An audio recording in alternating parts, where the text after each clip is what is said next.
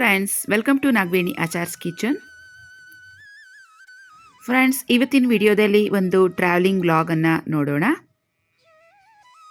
Travelling ಅಂದರೆ ಎಲ್ಲಿಗೆ ಹೋಗ್ತಾ ಇದ್ದೀವಿ, ಯಾರೆಲ್ಲ ಹೋಗ್ತಾ ಇದ್ದೀವಿ, ಹೇಗೆಲ್ಲ ನಮ್ಮ ಡೇನ ಎಂಜಾಯ್ ಮಾಡಿದ್ವಿ ಅನ್ನೋದ್ರ ಬಗ್ಗೆ ಈ ವಿಡಿಯೋದಲ್ಲಿ ನಿಮಗೆ ಶೇರ್ ಮಾಡ್ಕೊತಾ ಇದ್ದೀನಿ.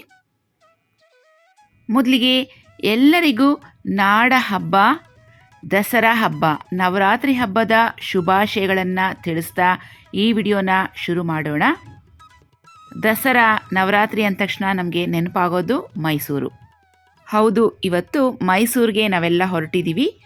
ನಾನು, ನಮ್ಮ ಚರಣ್ ಮತ್ತು ಪ್ರೀತಮ್ ಹಾಗೆ ನಮ್ಮ ತಂಗಿ ಮಗ ಚಂದನ್ ಕೂಡ ಹೋಗ್ತಾ ಇದ್ದೀವಿ. ನಾವು 4 ಜನ ಹೊರಟಿದ್ದೀವಿ ಮೈಸೂರಿಗೆ. ನಮ್ಮ 2ನೇ ಮಗ ಚರಣ್, ಅವನೇ ಕಾರ್ ಡ್ರೈವ್ ಮಾಡೋದು. ಇದ್ದಕ್ಕಿದ್ದಂಗೆ ಸಡನ್ನಾಗಿ ಪ್ಲ್ಯಾನ್ ಮಾಡಿದಂಥ 1 ಡೇ ಪ್ರೋಗ್ರಾಮ್ ಇದು. ಮಧ್ಯಾಹ್ನ ಊಟ ಮುಗಿಸ್ಕೊಂಡು ಸುಮಾರು 2 ಗಂಟೆಗೆ ಮನೆ ಬಿಟ್ವಿ. ನಮ್ಮ ಮನೆ ಬೆಂಗಳೂರು. ಸೊ ಬ್ಯಾಂಗ್ಳೂರ್ ಟು ಮೈಸೂರು ಇವಾಗ ಫ್ಲೈಓವರ್ ಮಾಡಿದ್ದಾರೆ. 1.5 ಅವರ್ಗೆ ನಾವು ಮೈಸೂರು ರೀಚ್ ಆಗ್ಬೋದು. ಮೈಸೂರು ಎಂಟ್ರಿ ಕೊಟ್ವಿ. ಮೈಸೂರು ಸೇರೋ ಅಷ್ಟೊತ್ತಿಗೆ 4 ಗಂಟೆ ಆಗಿತ್ತು ಸಂಜೆ. ಇದು ಪಾರ್ಕಿಂಗ್ ಝೋನಲ್ಲಿ ಕಾರನ್ನು ಪಾರ್ಕ್ ಮಾಡ್ತಾ ಇದ್ದೀವಿ. ಮೈಸೂರು ಅರಮನೆ ಆವರಣದಲ್ಲಿ ಪಾರ್ಕಿಂಗ್ಗೆ ಅಂತ ಫೆಸಿಲಿಟಿ ಮಾಡಿದ್ದಾರೆ. ಕಾರ್ ಪಾರ್ಕಿಂಗ್ ಆಯಿತು. ಇವಾಗ ಅರಮನೆ ಒಳಗಡೆ ಹೋಗೋದಕ್ಕೆ ಎಂಟ್ರಿ ಫೀಸ್ ಟಿಕೆಟನ್ನು ತೊಗೋಬೇಕು. ಒಬ್ಬರಿಗೆ 100 ರೂಪೀಸ್. ಹುಡುಗರು ಫಸ್ಟ್ಗೆ ಲೈಟಾಗಿ ಸ್ವಲ್ಪ ಸ್ನ್ಯಾಕ್ಸ್ ಆ ಥರ ತಿಂತೀವಿ, ಆಮೇಲೆ ಅರಮನೆ ಒಳಗಡೆ ಹೋಗೋಣ ಅಂತ ಹೇಳಿದ್ರು. ಹಾಗಾಗಿ ಅಲ್ಲೇ ಅರಮನೆ ಎದುರುಗಡೆನೇ ಒಂದು ಚಿಕ್ಕ ಹೋಟೆಲ್ ಇತ್ತು. ನಾವು ಬೇರೆ ಹೋಟೆಲ್ಗೆ ಹೋಗಬೇಕಂದ್ರೆ ಸ್ವಲ್ಪ ಸಿಟಿ ಒಳಗೆ ಹೋಗಬೇಕು, ಲೇಟ್ ಆಗಿಬಿಡುತ್ತೆ ಅಂತೇಳಿ ಅಲ್ಲೇ ಇದ್ದಂಥ ಹೋಟೆಲ್ನಲ್ಲೇ ಮೈಸೂರು ಮಸಾಲೆ ದೋಸೆ ಬೇಕು ಅಂತ ಹೇಳಿದ್ರು. ಸೊ ಮೈಸೂರು ಮಸಾಲೆ ತಿಂದು ಇವಾಗ ಟಿಕೆಟನ್ನು ತೊಗೊಂಡು ಅರಮನೆ ಒಳಗಡೆ ಗೇಟ್ ಒಳಗಡೆ ಎಂಟ್ರೆನ್ಸ್ ಒಳಗಡೆ ಬಂದಿದ್ದೀವಿ.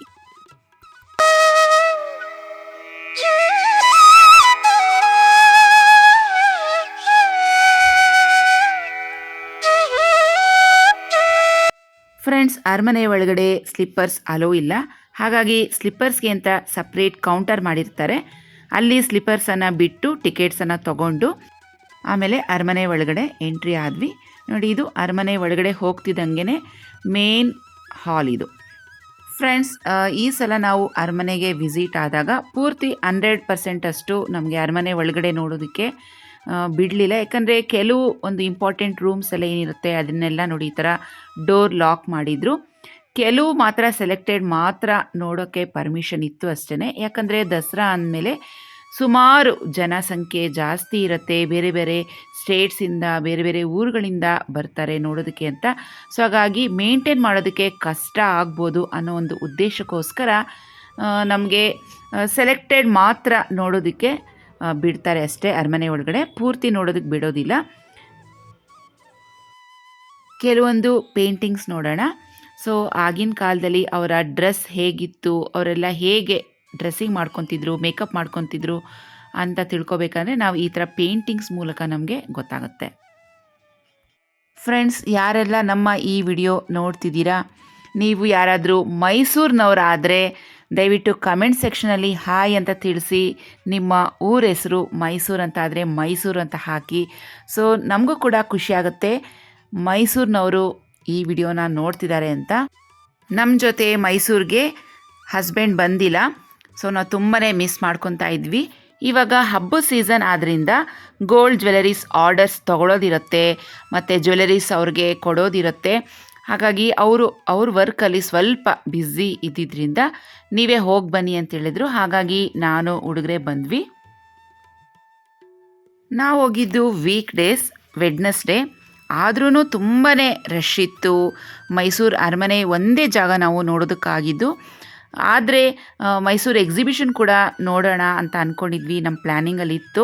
ಆದರೆ ಈಗ ಅರಮನೆ ಒಳಗಡೆ ಎಂಟ್ರಿ ತೊಗೊಂಡು ಆಗಿದೆ. ಮತ್ತು ಇಲ್ಲಿಂದ ಎಕ್ಸಿಬಿಷನ್ಗೆ ನಡ್ಕೊಂಡು ಹೋಗೋ ಅಷ್ಟೊತ್ತಿಗೆ ಟೈಮಿಂಗ್ಸ್ ಆಗೋಗ್ಬಿಡುತ್ತೆ. ಈ ಕಡೆ ಅರಮನೆ ಪೂರ್ತಿ ಲೈಟಿಂಗ್ಸ್ ಏನು ಹಾಕ್ತಾರೆ ಅದನ್ನು ನೋಡೋದಕ್ಕೆ ಅಂತ ನಾವು ಬೆಂಗಳೂರಿಂದ ಬಂದಿದ್ದೀವಲ್ವ, ಅದು ಕೂಡ ಮಿಸ್ ಆಗುತ್ತೆ.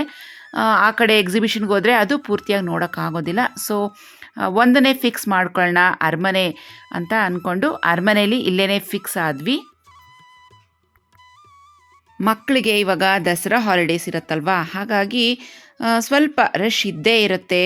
ಝೂ ಆಗಲಿ, ಅರಮನೆ, ಎಕ್ಸಿಬಿಷನ್, ಇಲ್ಲ ಚಾಮುಂಡಿ ಬೆಟ್ಟ, ಬೇರೆ ಯಾವುದೇ ಪ್ಲೇಸಸ್ ಆದ್ರೂ ಇವಾಗ ರಶ್ ಇದ್ದೇ ಇರುತ್ತೆ. ನಾವು ಹೋಗಿದ್ದ ದಿವಸ ಅಂತೂ ಸಿಕ್ಕಾಪಟ್ಟೆ ರಶ್ ಇತ್ತು ಅರಮನೆ. ನಾವು ಹೋಗಿದ್ದ ಟೈಮಲ್ಲಿ 5-5:30 ಟೈಮಲ್ಲಿ ಅಷ್ಟು ರಶ್ ಇರಲಿಲ್ಲ. ಏಕೆಂದರೆ ಆ ಟೈಮಲ್ಲಿ ಟಿಕೆಟ್ಸ್ ತೊಗೋಬೇಕು, ಎಂಟ್ರಿ ಫೀಸ್ 100 ರೂಪೀಸ್ ಒಬ್ಬರಿಗೆ. ಲೈಟಿಂಗ್ಸ್ ಹಾಕ್ತಾರಲ್ವ 7 ಗಂಟೆ ಮೇಲೆ, ಆವಾಗ ಫುಲ್ ಫ್ರೀ ಅಂತೆ. ಸೊ ಹಾಗಾಗಿ ನಾವು ಹೋದಾಗ ರಶ್ ಅಷ್ಟಿರಲಿಲ್ಲ, ಪರವಾಗಿಲ್ಲ, ಓಕೆ ಅನ್ನಿಸ್ತು. ನೋಡಿ, ಈಗ ಅರಮನೆ ನೋಡಿದ ಆಯಿತು, ಇಷ್ಟೇ, ಬೇಗನೆ ಆಗೋಯ್ತು, ಒಂದು ಅರ್ಧ ಮುಕ್ಕಾಲು ಗಂಟೆ ಒಳಗಡೆ ಅಷ್ಟೇ. ಬೇರೆ ಟೈಮ್ನಲ್ಲೆಲ್ಲ ಅರಮನೆ ನೋಡಬೇಕಂದ್ರೆ ಸುಮಾರು ಒಂದು 2-2.5 ಅವರ್ ಆಗುತ್ತೆ ಟೈಮಿಂಗ್ಸು. ಇವಾಗ ಹೇಳಿದ್ನಲ್ಲ, ಅಷ್ಟು ಬಿಡ್ತಾ ಇಲ್ಲ.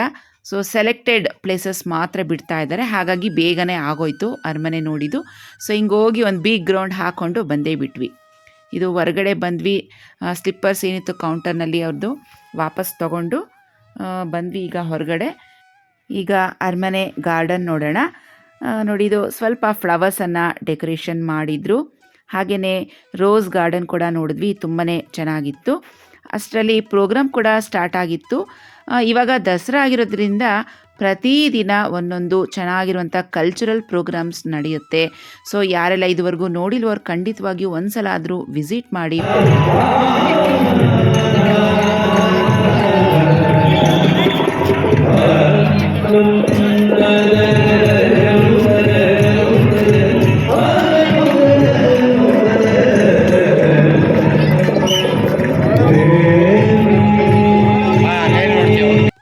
ಜನಸಂಖ್ಯೆ ಜಾಸ್ತಿ ಇರೋದ್ರಿಂದ ಸೊ ಜನಗಳನ್ನು ಮೇಂಟೈನ್ ಮಾಡೋದಕ್ಕೆ ಸ್ಪೆಷಲ್ ಪೊಲೀಸ್ ಫೋರ್ಸ್ ಕೂಡ ಇತ್ತು.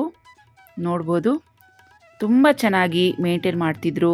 ಯಾರಿಗೂ ಯಾವ ಥರನೂ ತೊಂದರೆ ಆಗದೇ ಇರೋ ಥರ ಪೊಲೀಸವರು ತುಂಬ ಚೆನ್ನಾಗಿ ಮೇಂಟೈನ್ ಮಾಡ್ತಿದ್ರು. ಏನೇ ಕೇಳಿದ್ರು ಡೈರೆಕ್ಷನ್ಸು ಕರೆಕ್ಟಾಗಿ ನಮಗೆ ದಾರಿ ತೋರಿಸ್ತಾ ಇದ್ರು. ಸೊ ಎಲ್ಲ ಪೊಲೀಸ್ನವ್ರಿಗೂ ನಮ್ಮ ಕಡೆಯಿಂದ ಒಂದು ಹ್ಯಾಟ್ಸ್ ಆಫ್ ಸಲ್ಯೂಟ್ ಹೇಳಿಬಿಡೋಣ. ಈಗ ಟೈಮಿಂಗ್ಸ್ ಬಂದು ಸಂಜೆ 5:15. ಅರಮನೆಗೆ ಇನ್ನೂ ಲೈಟಿಂಗ್ಸ್ ಹಾಕಿರಲಿಲ್ಲ. ಸೊ ಅಲ್ಲಿ ಪೊಲೀಸ್ ಅವ್ರನ್ನ ಕೇಳಿದಾಗ ಸಂಜೆ 6:30-7 ಗಂಟೆಗೆ ಲೈಟಿಂಗ್ಸ್ ಹಾಕ್ತಾರೆ ಅಂತ ಹೇಳಿದ್ರು. ಸೊ ಹಾಗಾಗಿ ಅಲ್ಲೇ ಗಾರ್ಡನಲ್ಲೇ ಕೂತ್ಕೊಂಡು ಟೈಮ್ ಪಾಸ್ ಮಾಡೋಣ ಅಂಥೇಳಿ ಗಾರ್ಡನಲ್ಲೇ ಕೂತ್ಕೊಂಡಿದ್ವಿ. ಕಲ್ಚರಲ್ ಪ್ರೋಗ್ರಾಮ್ಸ್ ನಡೀತಾ ಇತ್ತು, ಡ್ಯಾನ್ಸ್ ಆಯಿತು. ಸೊ ಡ್ಯಾನ್ಸ್ ಆದಮೇಲೆ ಸುಗಮ ಸಂಗೀತ ಹಾಡು ಸ್ಟಾರ್ಟ್ ಮಾಡಿದ್ರು, ಹಾಡನ್ನು ಕೂಡ ಕೇಳ್ತಾ ಇದ್ವಿ. 2 ಆನೆಗಳನ್ನು ಮಾವುತರು ಕರ್ಕೊಂಡು ಬಂದರು. ಆ ಕಡೆ ಬಲಗಡೆ ಕಾಣಿಸ್ತಿರುವಂಥದ್ದು ದೇವಸ್ಥಾನ. ಸೊ ದೇವಸ್ಥಾನದ ಮುಂದೆ ಆನೆಗಳನ್ನು ಕರ್ಕೊಂಡು ಹೋಗ್ತಾ ಇದ್ದಾರೆ. ಸೊ ಅಲ್ಲಿ ಯಾರಿಗೂ ಎಂಟ್ರೆನ್ಸ್ ಇಲ್ಲ. ಸೊ ಅಲ್ಲಿ ಏನಕ್ಕೆ ಕರ್ಕೊಂಡು ಹೋದ್ರು ಅಂತ ಕರೆಕ್ಟಾಗಿ ಗೊತ್ತಾಗಲಿಲ್ಲ. ಫ್ರೆಂಡ್ಸ್ ನೋಡಿ, ಅರಮನೆ ಎಷ್ಟು ಚೆನ್ನಾಗಿ ಕಾಣಿಸ್ತಾ ಇದೆ ಅಲ್ವಾ. ಇನ್ನೂ ಲೈಟಿಂಗ್ಸ್ ಹಾಕಿಲ್ಲ. ಸೊ ಲೈಟಿಂಗ್ಸ್ ಹಾಕಿದ್ಮೇಲಂತೂ ಇನ್ನೂ ಸಖತ್ತಾಗಿ ಕಾಣ್ತಾ ಇತ್ತು.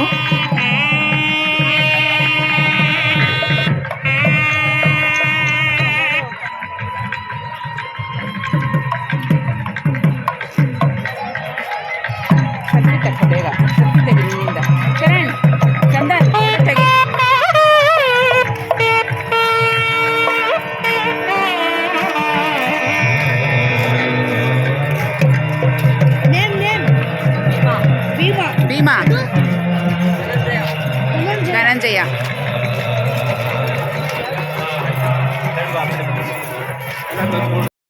ನಮ್ಮ ಪ್ರೀತಮ್ ಆನೆಗಳ ಹೆಸರು ಏನು ಅಂತ ಕೇಳ್ತಾ ಇದ್ದ. ಹಾಗಾಗಿ ಮುಂದೆ ಹೋಗಿದ್ದು ಭೀಮ, ಹಿಂದೆ ಬರ್ತಿರೋದು ಧನಂಜಯ ಅಂತ ಹೇಳಿದ್ರು. ಅದ್ರ ಹಿಂದೆ ಇನ್ನೂ 2 ಆನೆಗಳು ಬಂದವು. ಸೊ ಈ ಆನೆಗಳ ಹೆಸರು ಏನು ಅಂತ ಕೇಳಿದಾಗ ಮಾವುತರಿಗೆ ನಾವು ಕೇಳಿದ್ದು ಕೇಳಿಸ್ತೋ ಇಲ್ಲ ಅರ್ಥ ಆಗಲಿಲ್ವೋ ಗೊತ್ತಿಲ್ಲ, ಅವರೇನೋ ಆನ್ಸರ್ ಕೊಡಲಿಲ್ಲ ನಮಗೆ. ಹಾಗಾಗಿ ಇವೆರಡು ಆನೆಗಳ ಹೆಸರು ನಮಗೆ ಗೊತ್ತಾಗಲೇ ಇಲ್ಲ.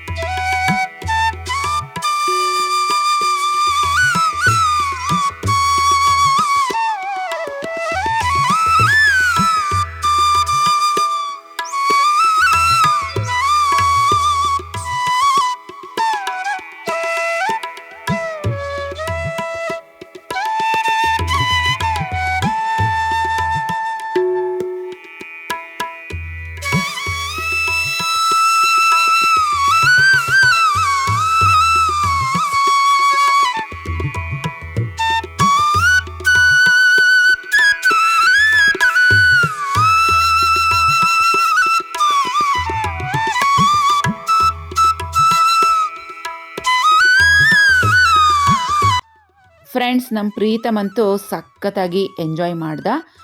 ನಮ್ಮ ಪ್ರೀತಮ್ ಇದು 2ನೇ ಸಲ ಅನಿಸುತ್ತೆ ಮೈಸೂರು ಅರಮನೆಗೆ ಬಂದಿರೋದು. ಮೊದಲನೇ ಸಲ ಬಂದಾಗ ತುಂಬ ಚಿಕ್ಕೋನಿದ್ದ. ಆವಾಗ ಅರಮನೆಗೆ ಲೈಟಿಂಗ್ಸ್ ಹಾಕಿರೋದು ಅವನು ನೋಡಿರಲಿಲ್ಲ. ಡೇ ಟೈಮಲ್ಲಿ ಕರ್ಕೊಂಬಂದು ಹಾಗೆ ಹೊರಟೋದ್ವಿ ಚಾಮುಂಡಿ ಬೆಟ್ಟಕ್ಕೆ, ಲೇಟ್ ಆಗುತ್ತೆ ಅಂತೇಳಿ. ಸೊ ಇದು ಲೈಟಿಂಗ್ಸ್ ಹಾಕಿರೋದು ಹತ್ತಿರದಿಂದ ನೋಡ್ತಿರೋದು ಇದೇ ಫಸ್ಟ್ ಟೈಮ್ ನಮ್ಮ ಪ್ರೀತಮ್. ಸೊ ಅವನಂತೂ ಸಖತ್ ಎಂಜಾಯ್ ಮಾಡ್ತಿದ್ದ. ನಮ್ಮ ಪ್ರೀತಮ್ ಕೇಳ್ತಾನೆ ಇದ್ದ, ಅಮ್ಮ ರಜದಲ್ಲಿ ಎಲ್ಲರೂ ಹೋಗೋಣ, ದಸರಾ ರಜಕ್ಕೆ ಎಲ್ಲರೂ ಕರ್ಕೊಂಡು ಹೋಗು ಅಂತ ಕೇಳ್ತಾನೆ ಇದ್ದ. ಸೊ ಹಾಗಾಗಿ ಅವನಿಗೋಸ್ಕರ ಸಡನ್ನಾಗಿ ಪ್ಲ್ಯಾನ್ ಮಾಡಿ ಬಂದಿದ್ದು. ಅವನ ದೆಸೆಯಿಂದ ನಮಗೆಲ್ಲನೂ ಅರಮನೆ ಲೈಟಿಂಗ್ಸ್ ನೋಡೋಂಥ ಭಾಗ್ಯ ಸಿಕ್ತು. ಇಲ್ಲಾಂದರೆ ನಾವು ಕೂಡ ಹೊರಡ್ತಾ ಇರ್ಲಿಲ್ವೇನೋ. ಸೊ ಅವನು ಗಲಾಟೆ ಮಾಡ್ದ, ಅವ್ನು ಕರ್ಕೊಂಡು ಬರಬೇಕು ಅನ್ನೋದಕ್ಕೋಸ್ಕರ ನಾನು, ನಮ್ಮ ಚರಣು, ನಮ್ಮ ಚಂದನ್ ಎಲ್ಲ ಹೊರಟ್ವಿ. ನೋಡಿ ಎಷ್ಟು ಎಂಜಾಯ್ ಮಾಡ್ತಿದ್ದಾನೆ. ಇದೇನೋ ಲೈಟಿಂಗ್ಸ್ ಒಂದು ತೊಗೊಂಡ ಆಟಾಡಬೇಕು ಅಂತೇಳಿ. ಇಲ್ಲಿ ಆಟಾಡೋದಕ್ಕೆಲ್ಲ ತುಂಬ ಚೆನ್ನಾಗಿದೆ ಈ ಜಾಗ. ಅಲ್ಲಿರುವಂಥ ಪ್ರತಿಯೊಬ್ಬ ಮಕ್ಕಳು ಈ ಲೈಟಿಂಗ್ಸನ್ನು ತೊಗೊಂಡು ಈ ಥರ ಆಟಾಡ್ತಾಯಿದ್ರು. ಸೊ ನಾನು ಆಟಾಡ್ತೀನಿ ಅಂತ ಹೇಳ್ದ. ಸೊ ತೊಗೊಂಡ. ಅಂತೂ ಇಂತೂ ಸಂಜೆ 7:30ಕ್ಕೆ ಲೈಟಿಂಗ್ಸನ್ನು ಹಾಕಿದ್ರು. ನೋಡಿ ಏನು ಸಖತ್ತಾಗಿ ಕಾಣ್ತಾ ಇದೆಯಲ್ವಾ. ಲೈಟಿಂಗ್ಸ್ ಹಾಕೋ ಟೈಮ್ಗೆ ಜನ ಎಲ್ಲಿದ್ರೋ ಏನೋ ಸಿಕ್ಕಾಪಟ್ಟೆ ರಶ್ ಆಗೋಯ್ತು. ನಾವಂತೂ ಆ ಗಾರ್ಡನಲ್ಲಿ ಏನು ಕೂತಿದ್ವಿ ಕ್ರೌಡಲ್ಲಿ, ಅಲ್ಲಿಂದ ಹೊರಟು ಈ ಕಡೆ ಗೇಟ್ ಹತ್ರ ಬಂದ್ಬಿಟ್ವಿ, ದೇವಸ್ಥಾನದ ಹತ್ರ ಬಂದು ಇಲ್ಲಿಂದ ಫೋಟೋವನ್ನು ತೆಗಿತಾ ಇದ್ದೀವಿ, ವಿಡಿಯೋ ಮಾಡ್ತಾ ಇದ್ದೀವಿ. ಯಾಕಂದರೆ ಸಿಕ್ಕಾಪಟ್ಟೆ ಕ್ರೌಡ್ ಜಾಸ್ತಿ ಆಗಿಬಿಡ್ತು. ಹೇಳಿದ್ನಲ್ವಾ, ಲೈಟಿಂಗ್ಸ್ ಟೈಮ್ಗೆ ಎಂಟ್ರೆನ್ಸ್ ಫೀಸ್ ಫ್ರೀ ಇರುತ್ತೆ, ಟಿಕೆಟ್ ತೊಗೊಳ್ಳೋ ಆಗಿಲ್ಲ ಅಂತ. ಸೊ ಆ ಟೈಮ್ಗೆ ಸಿಕ್ಕಾಪಟ್ಟೆ ಜನ ಬಂದರು. ಒಟ್ಟಿನಲ್ಲಿ ತುಂಬ ಚೆನ್ನಾಗಿ ನಾವೆಲ್ಲ ಎಂಜಾಯ್ ಮಾಡಿದ್ವಿ, ಫೋಟೋಸ್ ತೊಗೊಂಡ್ವಿ, ವಿಡಿಯೋ ತೊಗೊಂಡ್ವಿ. ನೋಡಿ ಅರಮನೆ ಅಂತೂ ಲೈಟಿಂಗ್ಸ್ಗೆ ಸಖತ್ತಾಗಿ ಕಾಣಿಸ್ತಾ ಇದೆ.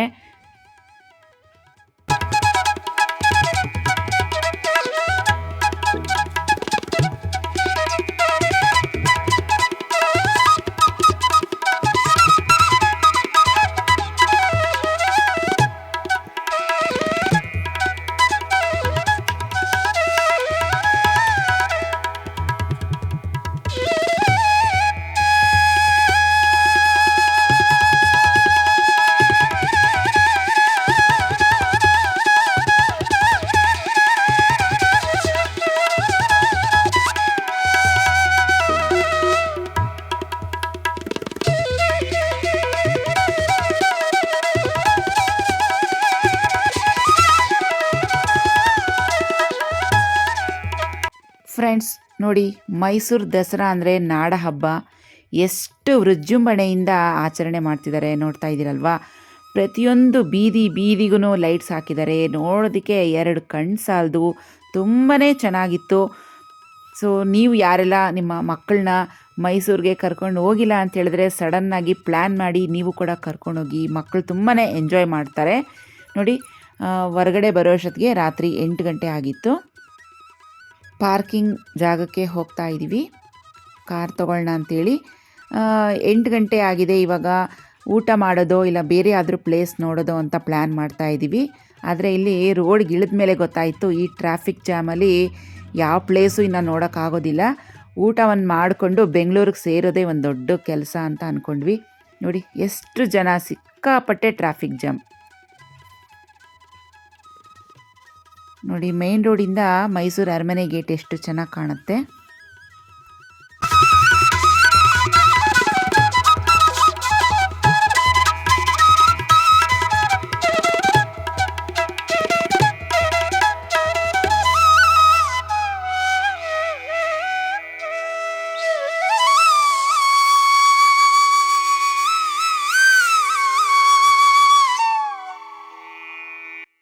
ಊಟ ಮಾಡೋಣ ಅಂತ ಹೇಳಿ ಯಾವ ಹೋಟೆಲ್ ಚೆನ್ನಾಗಿರುತ್ತೆ ಅಂತ ನಮ್ಮ ಹಸ್ಬೆಂಡ್ಗೆ ಫೋನ್ ಮಾಡಿ ಕೇಳಿದಾಗ ಅವರು ಮೈಸೂರಲ್ಲಿರುವಂಥ 6 ಹೋಟೆಲ್ಗೆ ಹೋಗಿ ಅಲ್ಲಿ ತುಂಬ ಚೆನ್ನಾಗಿರುತ್ತೆ ಬಿರಿಯಾನಿ, ಅಲ್ಲೇ ತಿನ್ಕೊಂಡು ಬನ್ನಿ ಅಂತ ಹೇಳಿದ್ರು.